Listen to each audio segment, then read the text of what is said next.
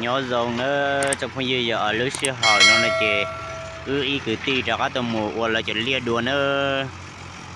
chè tà xí nó là chè cú giờ tụi yếu là mù chạm máy nữa vậy nó chè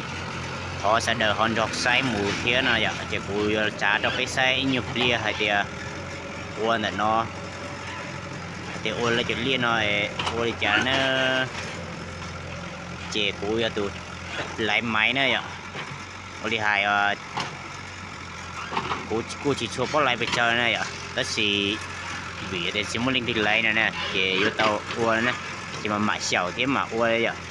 giờ linh từ họ xả cởi thế, họ xả uo này chỉ tôi cho cô cởi thế ạ, chỉ cái cởi cái uo này chỉ cô oli hay uo chỉ cho tàu bây giờ thế thì cô giờ chỉ muốn linh từ uo này chỉ yêu cô là tàu thế ạ, này chỉ cô họ sẽ đón rồi xây thế này ạ,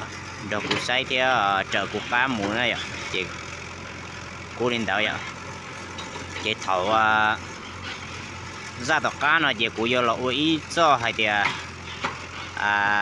uy là chị lia ta đó này ạ, chị cô vô là uy cho thì uy ta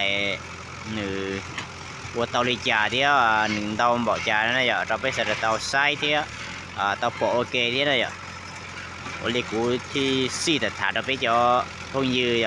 bây giờ tôi xí cho nó gì vì để chỉ mua chơi giả để chỉ quay thì dùng sai này giờ bây giờ quay thế nhưng ở trong học về cho nó gì cú